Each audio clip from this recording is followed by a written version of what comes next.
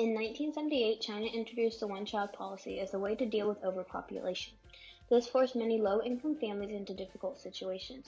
The idea of family planning was introduced, and women were encouraged to take birth control or marry later. Women from lower incomes were forced to have abortions or even hide their pregnancies. There was also an increase in female fetus abortions as many families wanted boys instead of girls. Boys were supposed to carry on the family name and be able to provide for the parents in their old age. Girls were seen as less valuable, so they were either aborted, abandoned, or given up for adoption. This led to many American families adopting baby girls from China. When I was adopted. I was adopted. I was adopted. I was adopted. I was adopted. My name's Anne. Okay, my legal name's Anne. I go by Annie. Renfelsberger. I was born in China. I think I was like almost 3 years old when I was adopted. My name is Cece Goff. I was born in Guixi, Yangqi. I was adopted when I was about 10 months old. Hi, my name is Ella Catlin. I was born in Wuhan, China. I was adopted at 20 months old. Hi, my name is Ning Goff. I was born in Nanning, China, and I was adopted. I was about a year old when I was adopted. Hi, my name is Molly Pratt.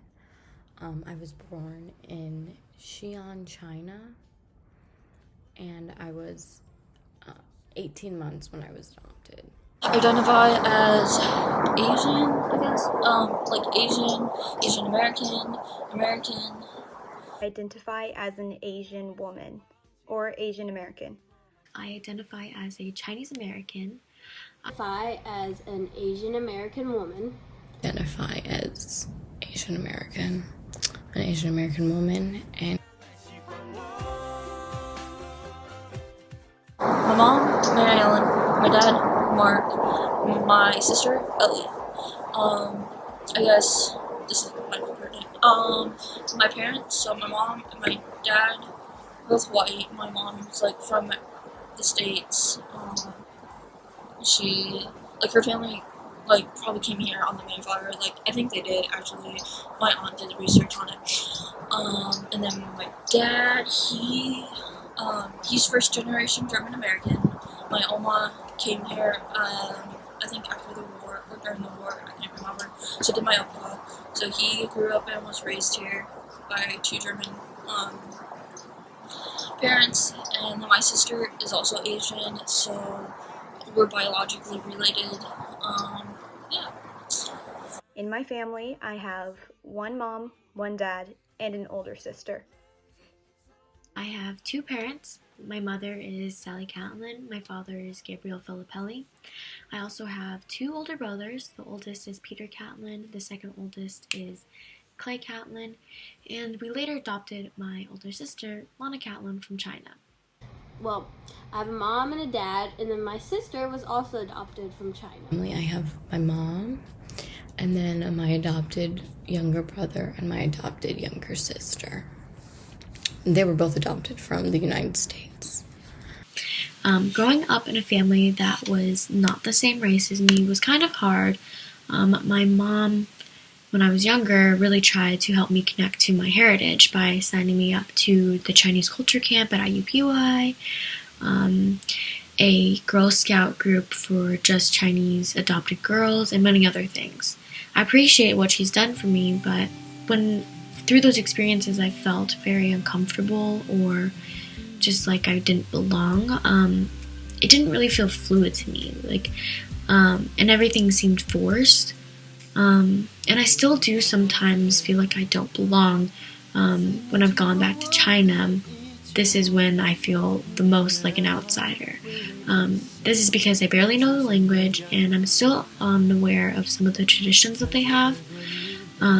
And because of this, I felt like a fraud. Like I'm Chinese, but not really Chinese because I don't know really much about it. I mean, I know stuff about it, but not to the extent of if I was actually living in China. But as I've grown up, I've become more familiar with the Chinese traditions and just more comfortable being Chinese. thanks to my sister Lana. She's showed me some of the traditional foods, music, and we watched some Chinese TV shows together. Being an adopted Asian, you deal with a lot of kind of identity crisis, because for me, I grew up white. My parents were both white. I went to a lot of white public schools, and all my other Asian friends were mostly adopted. So the only influence I had to Asian culture was through cultural camps my parents sent me to, or in school, high school language classes. And a lot of people were asked, well, how does it feel to be adopted? For one, my parents never hid the fact that I was adopted. I have pictures from when we adopted my little sister. I have pictures of when I was adopted, and I was told that I was adopted. And the thing is that some people ask me about my real parents, and they're asking me if I ever want to find them. And there are some instances where I do want to find them for medical reasons or just to know. But when people say, well, your parents aren't your real parents, they are my real parents. They raised me since I was a baby. The fact that some people can't accept that this is my family and think that I need some sort of biological reasoning to have a family is ridiculous, and I always take some sort of offense to it, because blood doesn't have to be family. I was lucky enough to be adopted here, and as I mentioned before, I guess my dad's German, my mom's American, I guess, from the States. Her family's been here for a long time. So it's been fine. Honestly, I love my parents. They're my parents. I hate when people actually are like, oh, who are your real parents? And do you know your real parents? Because they are my real parents. They've gone through so much with me or for me and stuff, and my sister. So they're my real parents. But yeah, it's been. I honestly don't mind it. And it could be that I was also raised by a biological sister. I don't come to my parents about racist instances such as before. I usually talk to my sister or my other friends. Big instance of racism against me happened during my freshman year, and this one guy was just obsessed with me, and he had the biggest crush on me. And when one day I finally kind of confronted him and I said, why? He said, because you're Asian and I have yellow fever. And he had no shame in saying that, and I just felt so disgusted by it. It was just, an awakening that I'm just so different, I guess, I know it's not necessarily an instance where it's mean necessarily, bad necessarily, but that's just, it was gross. I didn't like that, It's still racist. an instance where I experienced kind of racism in both China and America was because of the way I look. So, I'm a minority in America. I am Asian, right? I'm also an ethnic minority in China, and this is because of where I was born. I was born in a southern province that is one of the autonomous regions in China, meaning that I don't look like most of the typical Chinese people. I am not Han Chinese. I am part of the southern ethnic group. So when I went to China, I was told by multiple people, oh, you're not Chinese, you're Taiwanese, or another southern Asian. And I was like, I am Chinese, but I was adopted. So I grew up in America. I can't speak the language as well as people expect me to. And it was weird to see both the type of racism I kind of received in China and in America, because in America people are like, oh, you're Chinese, you're Asian. And I'm like, yes, but I was raised white. But in China, they were like, you're not Chinese, you're Taiwanese, but you still should know the language. And I was like, yes, but I grew up in America, so I am not privy to any of these cultural significance or the language. So it's just interesting to see how, me as an Asian woman didn't fit in any of the two categories I was supposed to, despite looking that way and identifying as that way, people still didn't see me in the whole Asian Chinese version. And I know when I was growing up, when I was younger, I would go to more like Asian influence, like culture camps and things like that. But as I got older, like in middle school and high school, I started like falling out of that kind of thing. And I didn't really have a problem with that as like not being close to my cultural identity. But then when I got into college, I became more aware of what was like, that I didn't know much about who like I was, who people saw me as, and who I actually was. Because people always were like, oh, you're Asian. But I didn't really know much about what that really meant.